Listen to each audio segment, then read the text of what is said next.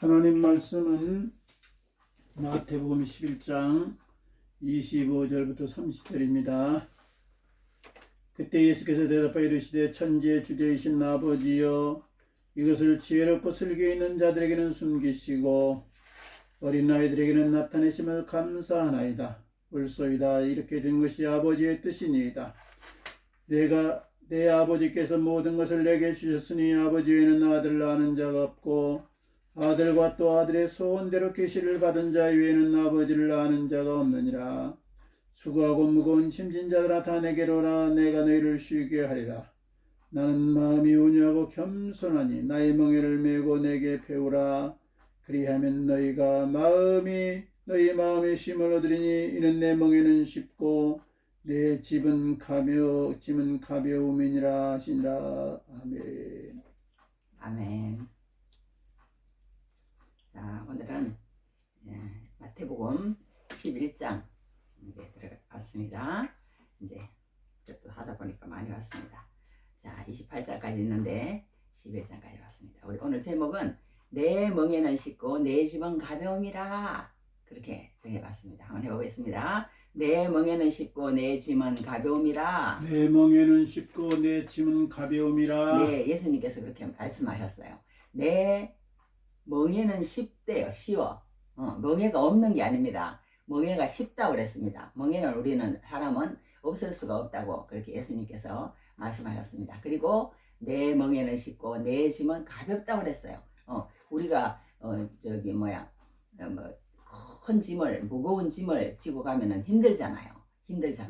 그런데 예수님하고 같이 가면, 예수님 말씀대로 살면, 하나님 중심, 예수님 중심, 말씀 중심으로 살면, 그러면 너희 짐이 가벼워질 거라는 거예요. 너희 짐이 가벼워질 거라는 거예요.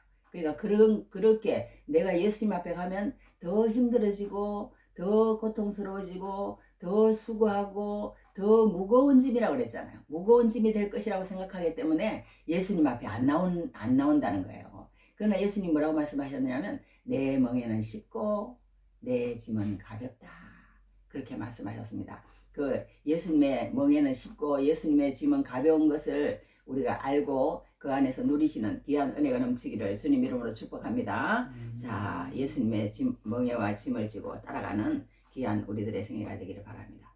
이 세상에는 다 누구나 수고가 있습니다. 다 누구나 무거운 짐이 있어요. 누구나 다 수고가 있고 누구나 다 무거운 짐이 있습니다. 수고하고 무거운 짐진 자들아 다 내게로 오라. 수고하고 무거운 짐진 자들이라는 거, 인생들이. 그런데 예수님 뭐라고 하냐면 다 내게로 오라. 내가 너희를 쉬게 한대. 우리가 쉬는 게 얼마나 좋습니까? 쉬는 게 좋죠. 그렇게 쉬어야 되는데 쉬지 못하고 헉헉거리고, 그 시즈프스의 어떤 신화에 보면은 이렇게 큰 바위를 이렇게 앞에다 두고 산을 오르는 거예요. 그 바위를 계속 이렇게 막 끙끙 앓으면서 다 죽을 것 같아요. 막 그러면서 하늘까지 꼭대기까지 올라와서는 또다시 바위가 밑으로 탁 떨어지면 다시 또 바위를 올리는 그런 게 인생이라고 그렇게 표현한 것도 봤는데요. 그렇게 인생이 누구나 다 수고와 무거운 짐이 있다는 거예요. 예수님도 그걸 인정하신 거예요. 수고하고 무거운 짐진 자들아 다 내게로 오라. 나한테로 와야 우리 인간은 해결해 줄 수 없습니다. 해결해 줄 수 없어요. 그러나 예수님은 해결해 줄 수 있다는 거예요. 다 내게로 오라. 내가 너희를 쉬게 하리라. 나는 마음이 온유하고 겸손하대. 예수님은 나는 마음이 온유하고 겸손하니 나의 멍에를 메고 내게 배우라. 그리하면 너희 마음이 쉼을 얻으리니, 그러면서 이제 이는 내 멍에는 쉽고 내 짐은 가벼움이라. 마지막에 이제 이렇게 예수님 말씀하셨거든요. 그러니까 오늘 이제 그 말씀을 가지고 우리가 정말 예수님의 그 진짜 심장, 마음이 어떤 마음인지 우리가 한번 공부해 보도록 하겠습니다. 이 세상에는 정말 살기가 쉽지가 않아요. 서로 물고 뜯고 서로 비방하고 서로 막 지난주에 제가 욕을 한번 해서 설교가 안 나오려고 그러네요.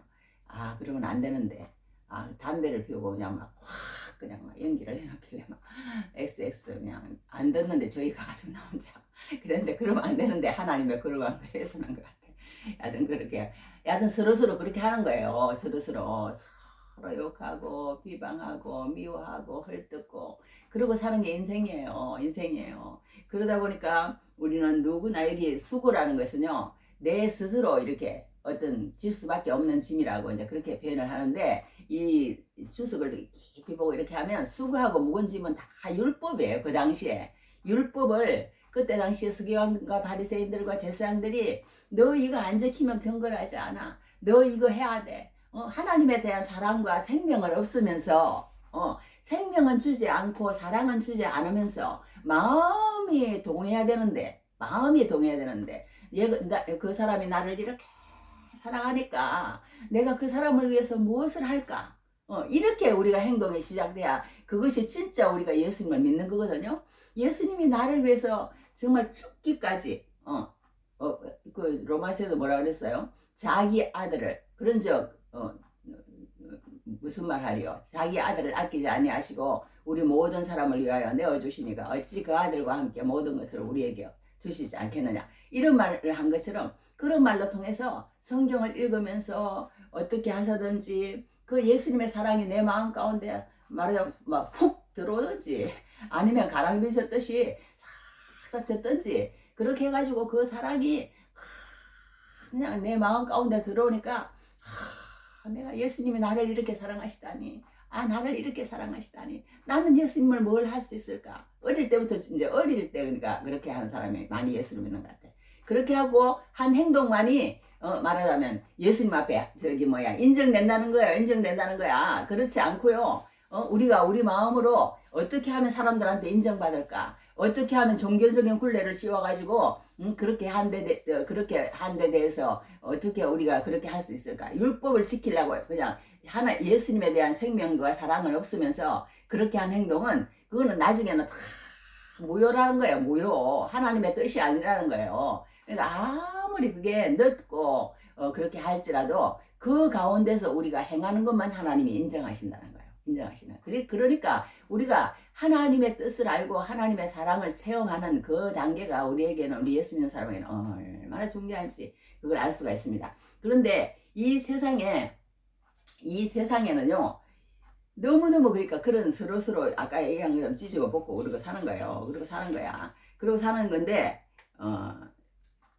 이런 어떤 사람이 이렇게 얘기했습니다. 알베르 까미오라는 사람이 무신론적 실존적인 철학자인데, 인간은 4가지 무거운 짐을 지고 살고 있다. 첫째, 경제적인, 돈이 없으면 못 사는 거예요. 그러니까 돈 때문에 짐이 있다는 거예요. 짐이 있어. 그 다음에 정신적인 또 짐이 있다는 겁니다. 불안, 저조, 고독, 절망, 공포, 시기, 질투, 배신감, 막 이런 것 때문에 우리가 막 고통스러워 하잖아요. 그런 고통들을 우리가 막 없앨 수가 없다는 거예요. 우리 인간은. 그러면 또 이제 세 번째는 인생 그 자체가 짐이라는 거예요. 질병, 아픔, 삶의 모습, 인간관계, 어려움 등 또 종교적인 짐도 있다는 거예요. 생명을 주지 않으면서 율법을 강요하는 메마른 종교의 짐이 또 있다. 이렇게 이제 이 사람도 그렇게 얘기했는데, 그런 짐들을 우리 인간은 누구나 지고 있다는 거예요. 또 우리 인간은 자기 스스로 우리가 이렇게 살기 때문에 지는 짐도 수고도 있지만 무거운 짐도 또 있다는 거예요. 우리가 생각하지 않은, 우리가 정말 그거 하지 않은, 의도하지 않은 그런 짐들이 또 인간에게는 또 있을 수 있다는 거예요. 우리가 예를 들어서 아주 가난한 집에서 태어났어. 그러면 어떡하겠어요, 그거. 그냥 우리에게 주어지는 짐이 있는 거지.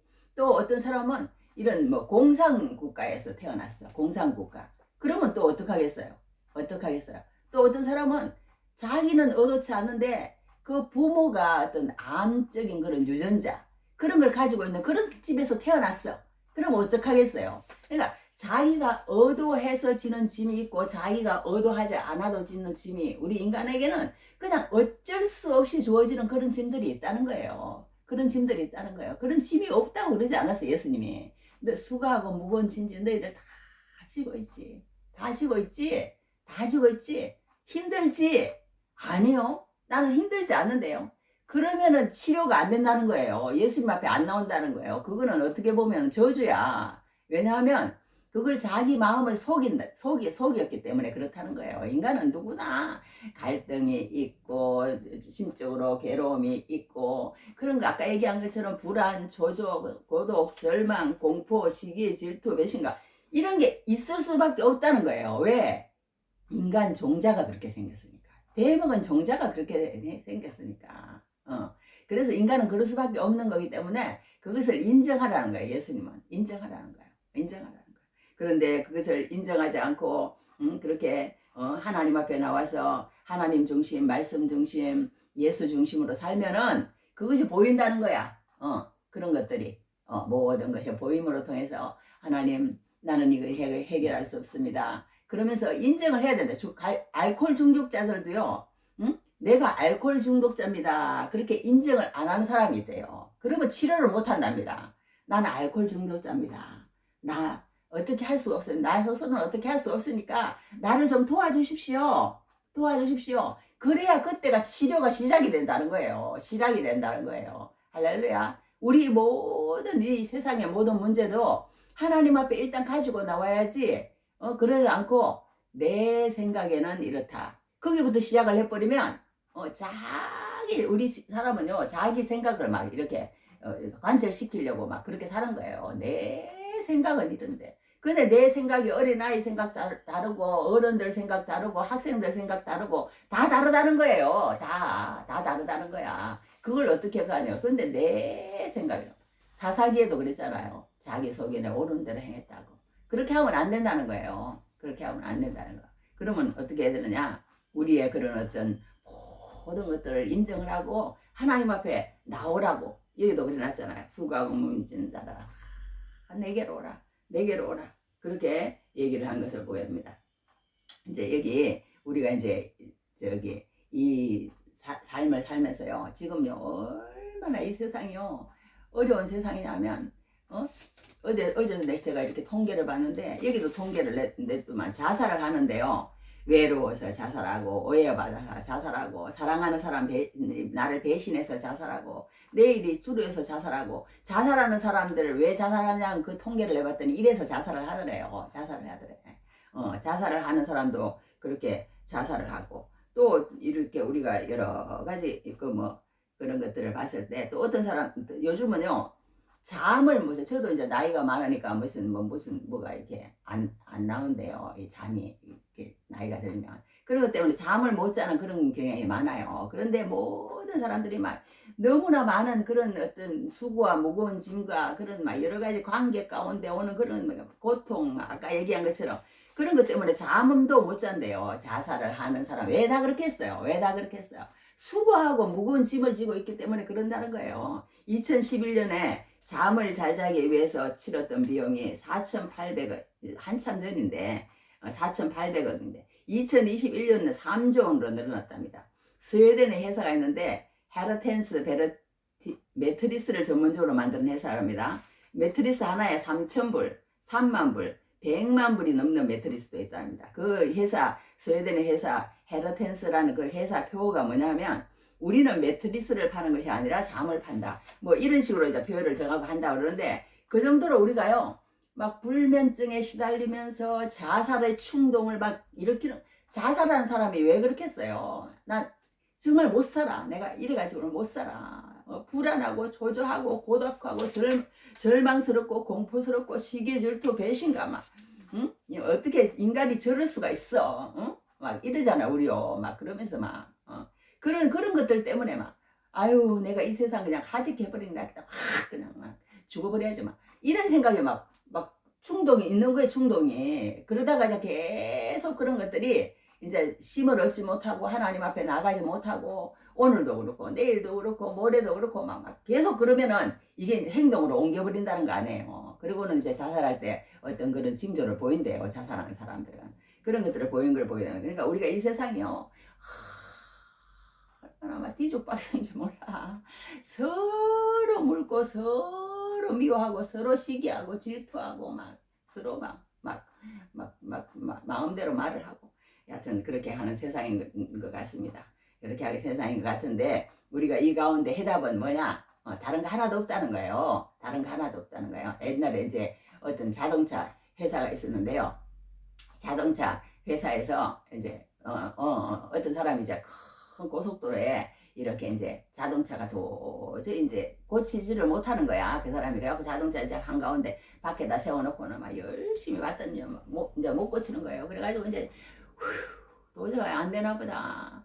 이거 어떻게 하면 좋나. 그리고 이제 있는데 어떤 사람이 오더니 차를 딱 세우고는 좀 뭐 좀 도와드릴까요? 그러니까 안 돼, 내가. 예, 제가 1급 정비사인데 아무리 해도 안 되는데 이걸 어떻게 할 수가 있겠습니까? 어쩔 수 없죠. 뭐 견인이나 해야 될지 모르겠다고. 그리고 이제 포기를 하고 있더래요. 그래서 그 사람이 가서 제가 한번 봐드리면 될까요? 그랬더니 아유, 내가 해도 안 되는데 당신이 했다고 뭐 되겠습니까? 그래서 그럼 한번 보기나 보시라고. 그랬더니 그냥 뭐를 이렇게 들여다보더니 금방 그냥 손을 이렇게 딱 갖다 대더니 그게 그냥 후루룩 하고 시동이 걸리더래요. 그래서 왜 그러냐, 왜 이렇게 그런 걸 그렇게 뭐 잘하시냐고 그렇게 물었더니 내가 이 자동차를 만든 헨리 포더입니다. 그렇게 말씀을 하더라는 거예요. 우리가 하나님 앞에 나오면 못할 것 같고 그 문제를 해결하지 못할 것 같지만 하나님은 우리를 만드신 분이라는, 우리를 창조. 그저께 우리 성민이가 읽은 저 성경 구절을 읽잖아요. 태초에 하나님이 천지를 창조하시니라. 네, 하나님은 우리 인간을 만드신 분이라는 거예요. 만드신 분이니까 우리를 더 잘한다는 거예요. 무엇이든지 그 사용 설명서 이렇게 딱 있잖아요. 그 밥통도 마찬가지고 전자레인지도 마찬가지고 모든 그 제품에는 사용 설명서가 있어요. 그러니까 우리 인간의 사용 설명서는 뭐냐? 성경이라는 거. 성경을 읽어야 우리를 어떻게 만드신 분이 우리를 어떻게 알고 우리가 어떻게 그 길을 대처해야 되고 우리가 마지막에 어떻게 되니까 그런 걸 알면서 살면 하나님이 잘 굴러가도록 그렇게 만들어 놨는데 그렇게 하지 않고 자기 마음대로 하려고 그러니까 우리는 안 된다. 성경은 그렇게 표현을 하고 있습니다. 할렐루야. 그래서 우리 인간은 첫째 무엇이냐? 다 짐을 지고 있다. 누구나 다 짐을 지고 있다. 그 짐을 지고 있다고 나는 뭐 평안하다. 그렇게 하면 우리가 안 고쳐진다는 거야. 나는 평안하다. 나는 아무 그게 없다. 그러면 안 고쳐지는데 어떻게 되느냐? 나는 문제가 있다. 나는 불안, 초조 이런 것들이 있기 때문에 자살 충동도 느끼고 또 뭘 아까 그거 한다고 그랬어요. 또 이렇게 또 뭘 한다고 그랬죠. 잠도 안 와. 그 모든 것들이 그러니까 나한테 있는 그런 어떤 짐과 무거운 짐, 또 수고 그런 것들 때문에 그런 거예요. 그런 것들 때문에. 예, 그런데 그런 것들을 인정하라는 겁니다. 인정하고 하나님 앞에 오라. 나왔을 때, 그럴 때 우리가 그 모든 것이 해결된다. 하나님은 그렇게 말씀을 하고 계십니다. 자, 그러면서 오늘 이제 공부를 좀 해야 되는데 그게 뭐냐 하면 우리는 이렇게 아까도 얘기한 것처럼요. 어떤 그냥 예기치 않는 그런 일들이 있는 거예요. 예기치 않은 이게 얘기를 하나 하고 지나가야겠다. 이거 하나 읽어드릴게요. 이랬어. 어떤 여자가 있었어요. 얘기를 해야 되겠다. 어떤 여자가 있었는데 너무너무 가난한 거야. 자기 엄마가 14살 때 애를 낳았어요. 어떤 이제 그러니까 뭐라 그래 그 여자 그 아버지 없이 그냥 애를 낳은 거야. 미혼모라 그러나. 하여튼 그런 여자가 이제 14살 때 애를 낳았는데 이제 딸을 낳았어요. 딸을 낳았는데 너무 가난한 거죠. 그래가지고 이렇게 표현을 해놨더라고. 이렇게 읽어볼게요. 미혼모인 저는 어머니는 14살 나이에 차가운 쓰레기 더미에서 저를 출산했습니다. 두 모녀는 뉴욕의 거리를 전전했고 쓰레기를 뒤주며 굶주림을 해소했습니다. 노숙자 쉼터나 값싼 모텔을 찾는 일은 하늘의 별 따기만큼 어려웠습니다. 차가운 길바닥과 냄새난 뒷골목이 그들의 쉼터였습니다. 저의 집 주소는 항상 어느 식당 뒷골목이었고 어느새 제 이름은 노숙자가 돼 있었습니다. 하지만 그녀는 포기하지 않았습니다. 한 달에 5권의 책을 읽고 길거리에 굴러다니는 뉴욕의 모든 신문을 정독했습니다. 거리의 길바닥은 저에게 세상에서 가장 넓은 공부방이었습니다. 그렇게 그는 고백해요. 저는 꿈이 생겼습니다. 대학에 입학해 운명을 바꾸고 가족이 더 이상 남의 시선을 의식하지 않아도 되는 꿈. 하지만 노숙자 주제에 대학은 꿈도 꾸지 마라. 주변 사람들까지 사람들은 불가능한 일이라며 비아냥거렸습니다. 이를 악물고 공부를 했습니다. 새벽 4시에 일어나 등교를 하고 이 밤 11시가 되었어야 귀가를 했습니다. 고교 시절 4.0에 가까운 학점을 유지했습니다. 토론 동아리, 육상팀 등 다양한 학교 활동에도 참여했습니다. 드디어 작은 변화가 생기기 시작했습니다. 저를 믿는 사람들이 생겼습니다. 복지단체 사회단체가 카디자 윌리엄스, 이 여자 이름이에요. 카디자 윌리엄스를 적극 지원하고 나섰습니다. 결국 브라운, 콜롬비아, 암허스트 등 미 전역의 20개 대학으로부터 합격 통지를 받았습니다. 노숙자들 과거를 떨치고 하버드 4년 장학생으로 당당히 입학을 했습니다. 남들이 노숙자니까 그래도 돼 라고 말하는 게 너무나 싫었습니다. 전 가난이 결코 변명거리가 되지 못한다고 생각합니다. 사람들은 더 이상 저를 노숙자라고 부르지 않습니다. 제 이름은 카디자 윌리엄스입니다. 사람들은 더 이상 저를 노숙자라고 부르지 않습니다. 이런 이제 글을 제가 좋길래 한번 적어봐 봤습니다. 그러니까 우리가 이렇게 세상에 살면서 여러 가지 이 여자는 원하지도 않는 그런 인생을 태어났잖아요. 그러나 그 가운데서 마귀는 우리를 말하자면 아까처럼 막 그렇게 해가지고 막 포기하면서 원망하면서 불평하면서 그렇게 살도록 만든다는 거예요. 그런데 하나님 앞에 나와서 그 가운데서 열심히 살면 하나님이 그 가운데서 놀라운 일을 하신다. 그런 뜻이에요. 그러니까 말하자면 우리가 이렇게 무슨 일이 있더라도 이 세상에 태어날 때 그런 무거운 짐을 지고 조금 덜 무거운 짐, 조금 이보다 더 우리가 더 비참하고 더 수고하고 더 무거운 짐은 아니잖아요. 우리는 진짜 그래도 이 여자에 비하면 그냥 고요식하면서 그랬을 거 아니에요. 길거리 쓰레기에서 그 뒤져가면서 밥을 먹고 살았으니 그 인생이 얼마나 비참하겠어요. 그러나 그 인생도 이렇게 오래 참고 하나님 앞에서 살아가면 이런 일도 일어난다. 그런 걸 알고 우리도 끝까지 희망을 잃지 않고 살아가시는 귀한 은혜가 넘치기 바랍니다.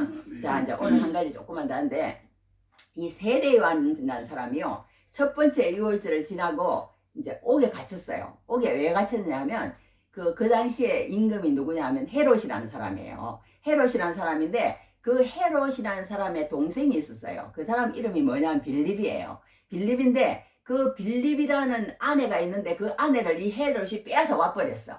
그러니 이게 그러면 안 되지. 그러면 안 되면은 그냥 그런가 보다. 그리고 자기 복음이나 전하고 있지. 이 세례요한이 왜 거기 끼어드는지 나는 참 이해가 안 되지만요. 세례요한이 막 정의에 불타가지고 또 그랬던 것 같아요. 그 예수님 앞에 세례도 주시고 뭐 그렇게 하셨으면 그냥 그런 건 하고 계시지. 왜 그렇게 했는지 모르지만 여하튼 빌립의 아내를 데리고 온 헤롯 너 나빠. 그러면 안 돼. 계속 그러고 그냥 이러고 다니는 거예요. 그러니 헤롯이 그냥 꼽깝죠. 보기가. 그러니까 세례요한 그냥 잡아들인 거예요. 그래갖고 옥에 가던 거예요. 그래가지고 이제 뭐 헤로디아의 딸이 그 말하자면 그 여자 빌립의 아내였던 그 여자 딸이 춤을 추니까 너 그냥 내가 너무 좋다. 오늘 기분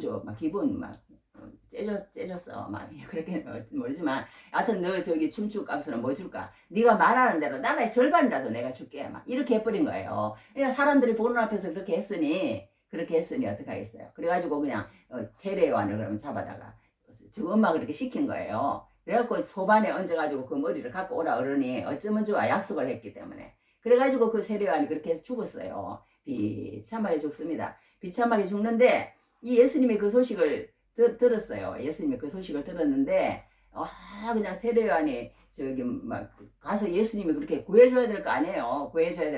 근데 구해주시지도 않고 세례요한이 옥에 갇혔다고 그러는데 거기 가보지도 않고 예수님 사이에 그냥 열심을 하시는 거예요. 그러니까 세례요한이 아니 메시아가 오셨고 자기가 세상 죄를 지고 짊어지고 가는 하나님의 어린 양이니까 그렇게 알고 그랬는데 왜 그랬는지는 모르겠지만 이게 이제 시험이 들었는가 여하튼 세례요한이 그래가지고 그냥 뭐라고 예수님한테 묻느냐면 이랬어요.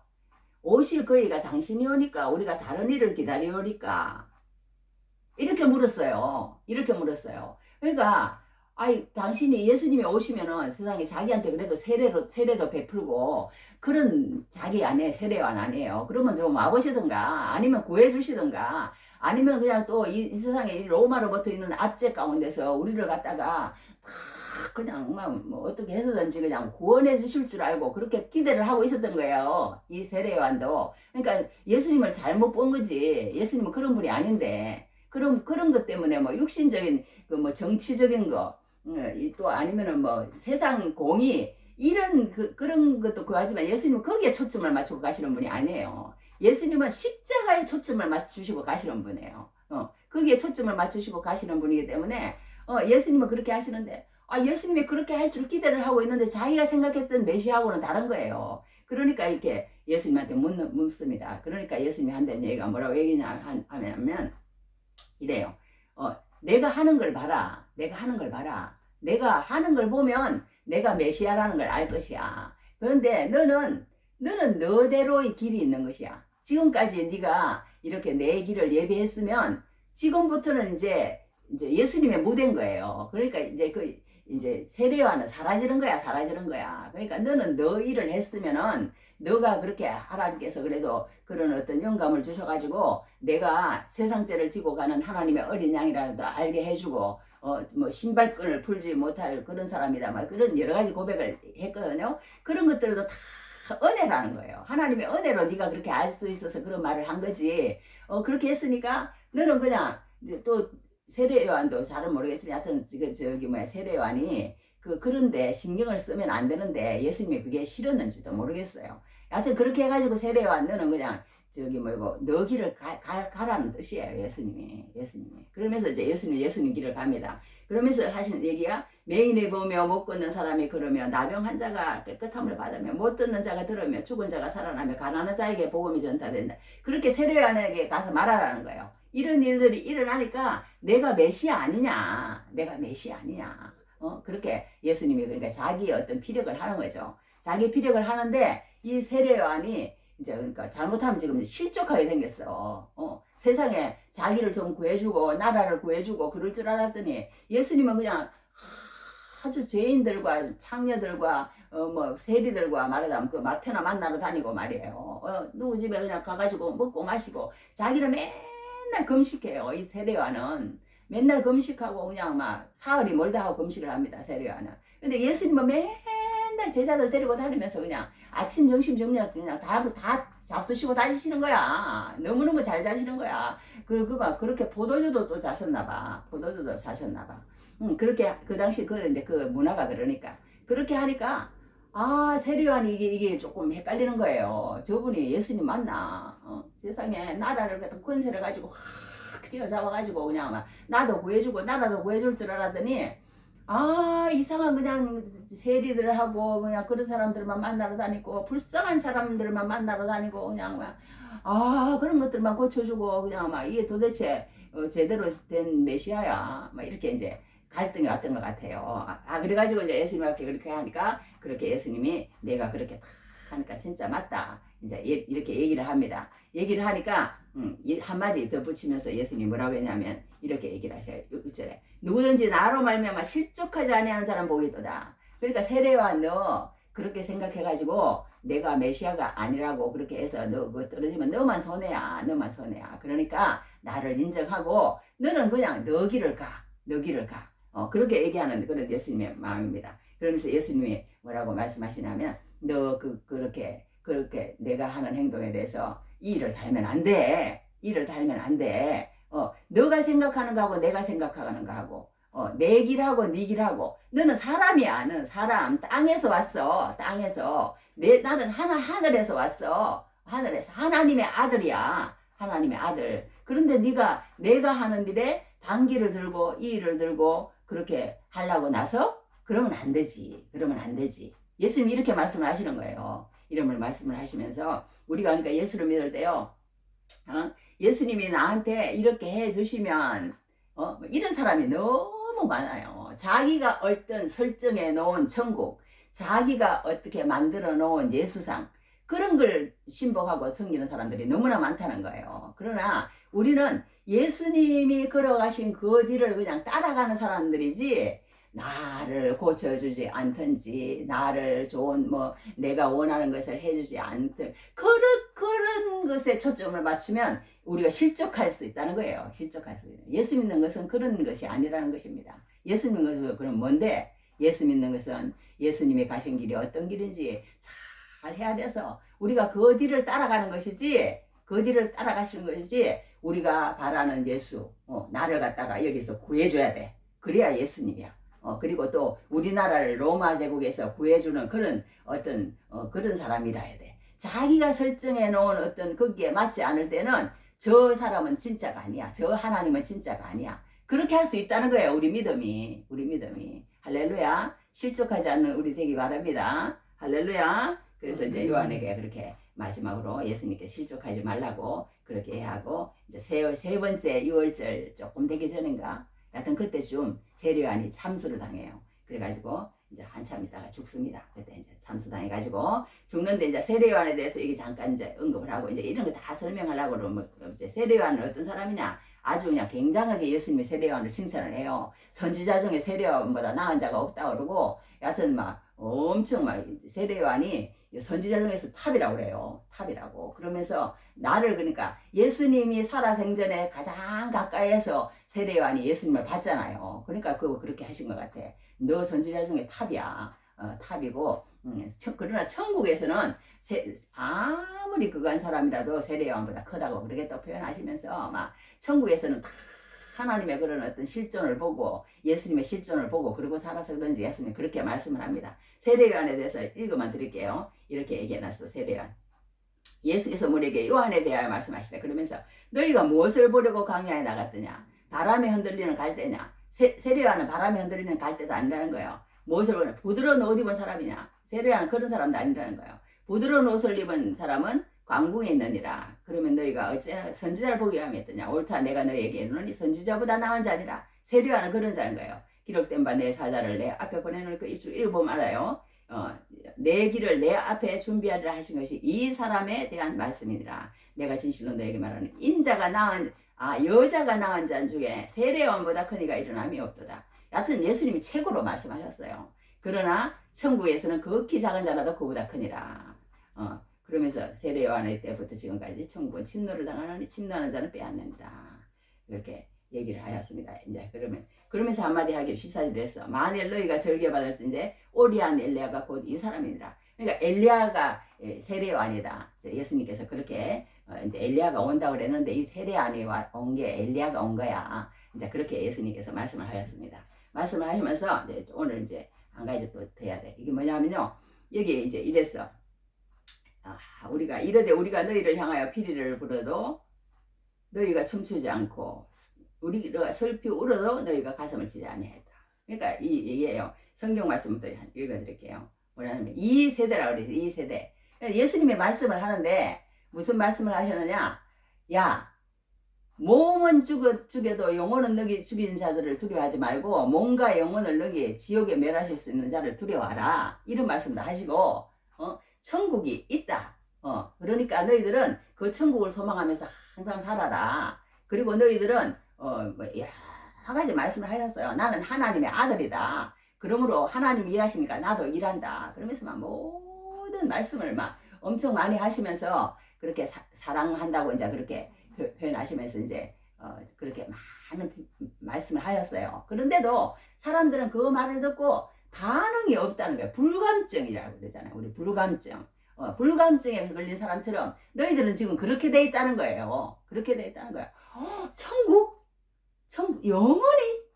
영원히 살아? 몸이 있는데 요 안에 영혼이 들어있어? 영혼이? 그런데 그 영혼이 들어있는데 이 몸은 죽어서 우리가 헐고로 가는데 이 몸 안에 있는 영혼이 영원히 없어지지 않고 있어? 그런데 이 영혼이 있는데 하나님이 그 영혼을 창조하셨대. 어떻게 창조하셨냐고 그러면은 태초에 창조하셨대요. 우리가 이 몸속에 엄마 뱃속에 있기도 전에 하나님께서 미리 아시고 계신데 그렇게 하시면서 하나님이 창조하셨는데 우리 그 창조된 그 계략에 의하면 그래요. 창조된 말하자면 그 인간이 죄를 지었어요. 하나님이 하지 말라는 일을 했어. 너 이거 하지 마.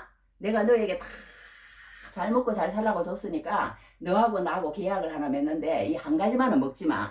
한 가지만은 먹지 마. 먹는 날에는 네가 죽는. 여하튼 그랬는데 하나님이 하지 말라고 그러는 것은 너와 나와의 그런 어떤 관계를 바로 하자는 그런 뜻이에요. 그랬는데 그걸 그냥 죄를 지어버린 거예요. 그래가지고 너희들은 영원히 그냥 나하고 이제 끊어진 거야. 죽을 수밖에 없는, 지옥으로 갈 수밖에 없는 존재야. 하여튼 이런 식으로 이제 예수님이 그런 식으로 이제 다 얘기를 하시는 거예요. 얘기를 하셔. 그렇게 얘기를 하시는데도 사람들이 거기에 대해서 귀를 콱 막고 무슨 반응을 안 보이는 거예요. 그러면서 예수님이 이제 두 가지 예를 드는데 뭐라고 하냐면 너희들 이제 장례식에 가잖아. 결혼식에 가잖아. 그러면 결혼식에는 그때 당시에 그 사람들이요 막 삐리삐리삐리 이렇게 피리를 불었대요. 그러면 막 춤을 추면서 막 그저께 우리 저기서 하는데 막 그렇게 춤이 나오더만 뭐 창을 하니까 춤을 나오는데 그렇게 결혼식을 했으면 춤을 춰야 되는데 춤을 안 추고 너희들은 그냥 가만히 멍하니 한 사람은 막 성이 나가지고 막 삐리삐리삐리 막 그 결혼식에 막 그렇게 하는데 너희들은 그냥 멍하니 이렇게 있다는 거예요. 불감증이 걸려가지고 하나님이 말하는데도 거기에 대해서 심각하게 생각해 보지도 않고 반응을 안 보인다는 거예요. 장례식에 갔는데도 우리 옛날에 장례식 그런 거 하잖아요. 그 상의를 메고 가면은 뭐 인제 가면 언제 오나 뭐 그러면서 방울을 딸랑 막 이러면서 뭐 노잣돈이 있어야 가지 딸랑 그러면서 막 이렇게 하는 그런 거 있잖아요. 그러면서 뒤에서 막 엉엉 울면서 따라오고 그러면서 하면서라도 따라오고 뭔가 반응을 보여야 되는데 너희들은 반응을 안 보인다는 거야. 반응을 안 보인다는 거야. 그러니까 우리가 이렇게 설교를 하더라도 할렐루야 아멘 그러고 이제 집에 가서도 그런가 싶어가지고 이런 것도 읽어보고 이렇게 하다 보면은 뭔가 되는데 그렇지 않고 그냥 듣기도 싫어하거니와 거기에 갔는데도 거기에 이렇게 예수님의 말씀에 이렇게 공짝을 안 맞춘다는 거예요. 공짝을 안 맞춘다는 거야. 그렇게 예수님께서 오늘 말씀을 하시고 있습니다. 그러면서 여기 이제 세대에 대해서 몇 가지만 읽어드릴게요. 이 세대를 어떤 세대라고 표현을 했는지 마가복음 8장에 일어났어. 누구든지 엄란하고 죄 많은 세대에서 엄란하고 죄 많은 세대가 또 고린도전서에 일어났어. 이 세상의 지혜를 미련하게 하신 것이야. 이건 빌립보서 2장에서는 일어났습니다. 어그러지고 거스르는 세대 가운데서 이런 세대래요. 이런 세대. 또 여기 하나 또 일어났어요. 한 군데는 악하고 엄란한 세대다. 믿음이 없고 패역한 세대다. 예수님께서 하신 말씀이에요. 예수님께서 마태복음 마가복음에서 그런 세대라는 거예요. 이 세대가 그런 세대라고 그렇게 얘기를 합니다. 그러니까 이제 이 세상 사람들이 죄를 지은 사람들이 사는 세상은 다 그런 세상이에요. 이 다 맞는 말이잖아요. 뭐예요? 악하고 엄란한 세대, 믿음이 없고 패역한 세대, 엄란하고 죄 많은 세대, 이런 세대라는 거, 어그러지고 거스르는 세대. 이런 세대라는 게 이런 세대이기 때문에 이렇게 아까처럼 얘기해도 결혼식에 그렇게 해도 그렇고 장례식에도 그렇고 반응을 안 보인다는 거예요. 반응을 안 보인다는 거예요. 예수님의 말씀을 그러니까 너희들이 내가 말을 해도 예수님이 그 오셔가지고 직접 말씀을 하는데도 반응을 안 보이니 뭐 우리 설교 반응 안 보이는 건 어떻게 보면은 당연한 건지 모르겠어요. 근데 또 예수님보다 더 많은 반응을 보이는 그런 목사님들도 많이 계시니까 참 훌륭하시는데 하여튼 그렇게 하는 것을 보게 된다. 이렇게 해놨습니다. 이렇게 뭐라고 했냐면 이 세대를 무엇으로 비유할까? 비유하건대 아이들이 장터에 앉아 새 동물을 불러 이르되 우리가 너희를 향하여 피리를 부르도 너희가 춤추지 않고 우리가 슬피 울어도 너희가 가슴을 치지 아니하였다 함과 같도다. 이러면서 요한이 와서 먹지도 않고 마시지도 아니하며 그들이 말하기를 귀신이 들렸다. 그러니까 이게 요한은 금욕 생활을 하는 사람이에요. 그러니까 말하자면 그러니까 귀신이 들렸대. 그게 또 요한을 따라와야 예수님이 보이거든요. 그런데 이 귀신이 들렸다고 그러고 막 뭐든지 비판하고 그런 사람은 그런 눈으로 볼 수밖에 없고 그런 말을 할 수밖에 없다는 거예요. 어떻게 보면 귀신이 들렸다고 또 요한한테 말하고 인자로 와서 먹고 마시매 말하기를 보라 먹기를 탐하고 포도주를 즐기는 사람이요 세리와 죄인의 친구로다. 그렇게 또 얘기를 한다는 거예요. 그러니까 우리가 또 어떻게 보면 이렇게 예수님은 딱 그때 한번 그렇게 금식기도 하시고 그 나머지는 계속 뭐 금식했다는 그런 말은 일절 없습니다. 계속 먹고 마시고 그러니까 예수님 자신이 계시니까 항상 잔치질이지 어떻게 보면 그러니까 주일날에 그렇게 잔치 분위기를 하는 것도 이렇게 하니까 예수님하고 같이 예배하는 거니까 그렇게 하는 것을 보여야 됩니다. 그러니까 우리가 오늘 여기서 이제 이렇게 거기에 대해서 우리가 공부를 했습니다. 공부를 했는데 이제 또 이제 그 다음에 여러 가지 이제 얘기를 하십니다. 그래서 이제 요것만 하고 마치겠습니다. 그래서 이제 예수님께서 이제 이렇게 쭉 말씀을 하시고는 이제 여기 한 가지만 더 말씀드릴게요. 25절에 그때 예수께서 대답하여 이르시되 천지에 주신 아버지여 이것을 지혜롭고 설기는 자들에게는 숨기시고 어린 아이들에게는 나타내심을 감사하나이다. 그렇게 얘기를 했습니다. 그러니까 이게 예수 믿는 것은 뭔가 이렇게 똑똑하고 그렇다고 그렇게 믿는 건 아니라는 거예요. 예수 믿는 것은 이 고린도전서 하나 읽어드릴게요. 뭐라고 적혀있냐면 지혜 있는 자가 어디 있느냐 선비가 어디 있느냐 이 세대의 변론가가 어디 있느냐 하나님께서 이 세상의 지혜를 미련하게 하신 것이 아니냐 이렇게 표현하셨어요. 그러니까 하나님을 아는 지혜 그 지혜는 이 세상 지혜하고는 다르다는 거예요. 다르다는 거야. 그러니까 나는 내 스스로는 이 모든 것을 해결할 수 없습니다. 그리고 어린아이와 같이 어린아이가 특징이 뭐예요? 어린아이는 뭔가 자기가 해결할 수 없는 거예요. 자기가 해결할 수 없기 때문에 뭐든지 부모한테 의존을 하는 겁니다. 의존을 하고 하나님 말씀 아니면 나는 살 수가 없습니다. 하나님 말씀 인도 따라 살아야지 내가 올바른 인생을 살 수가 있습니다. 인정하라는 거예요. 인정하라는 거예요. 인정하고 하나님 앞에 나와서 정말 내가 내 생각대로 내 고집대로 그냥 어떻게 말씀 없이 살아보려고 했던 거기에서 돌아서서 하나님 말씀 앞에 나와서 이렇게 하나님 앞에 나오는 그 사람이 하나님 앞에 하나님을 볼 수 있다는 거예요. 하나님을 볼 수 있다. 그런 것을 우리가 보게 됩니다. 또 이제 여기서 하려고 그랬는데 하여튼 이제 한 가지 이제 얘기만 하고 마치겠습니다. 어떤 저기 목사님이 계셨는데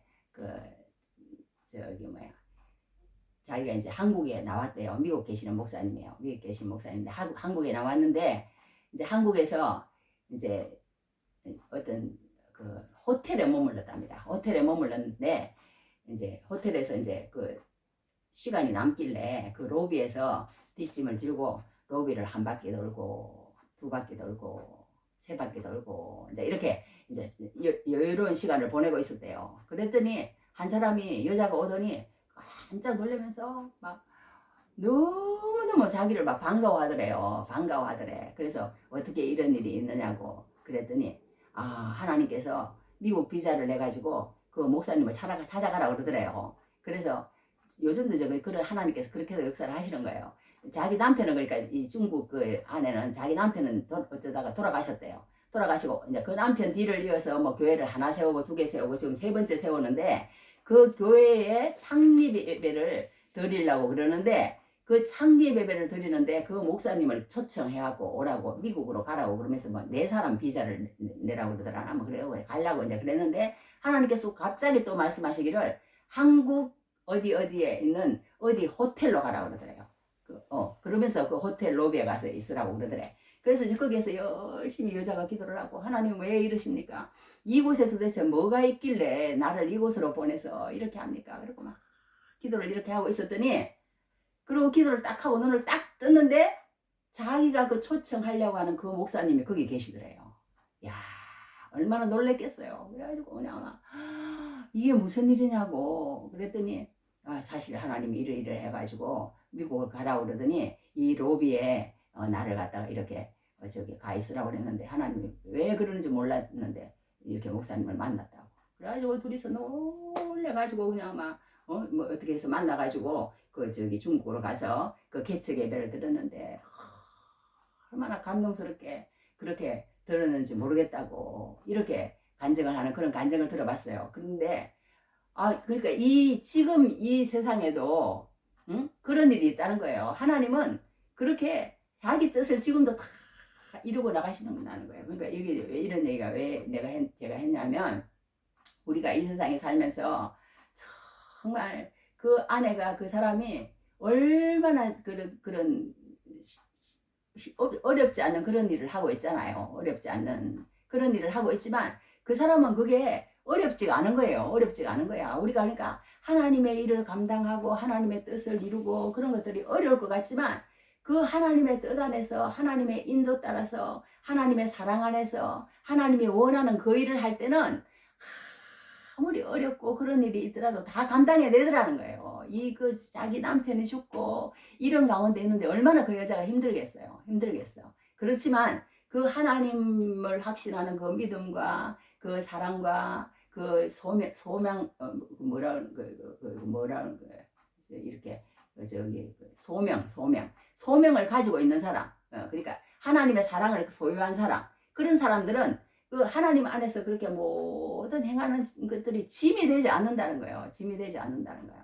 그러니까 오늘도 여기 이제 마지막 이 말씀 마무리하는 거기 때문에 그렇게 하는데요. 우리가 정말 세상 살면서 정말 힘들게 느껴지고 예수 믿는 것도요 쉽지는 않아요. 쉽지는 않아. 세상 사람들보다 더 무거운 짐이 있을지 몰라. 그러나 그 무거운 짐이 하나도 무겁게 느껴지지 않게 하나님께서 해주신다는 거예요. 하나님께서 해주신다는 거예요. 할렐루야. 그래서 우리가 정말 세상 짐을 지고 가서 그렇게 염려, 걱정, 불안 그런 데서 우리가 힘들어하는 것이 아니라 주님의 사랑 가운데 들어오고 주님의 말씀 가운데 들어왔을 때 그 모든 행동은 그거하고는 그게 되지 않는 그런 어떤 소명을 가지고 살 때 정말 우리가 세상을 정말 뛰어넘는 그런 은혜 가운데서 살아가는 그런 은혜가 넘칠 줄 믿습니다. 할렐루야. 그러니까 하나님은 그러니까 지금도 이런 일을 행하신다는 거예요. 지금도 이런 일을 행하신다. 그러니까 마귀에게 붙잡혀가지고 자살하고 이렇게 막 그런 막 우리가 막 그런데 이렇게 살아갈 것이 아니라 거기에서 해방되어서 하나님의 사랑에 매여서 우리가 살아가는 귀한 은혜가 넘치기를 주님 이름으로 축복합니다. 기도하겠습니다. 내 멍에는 쉽고 내 짐은 가벼움이라. 하나님 감사.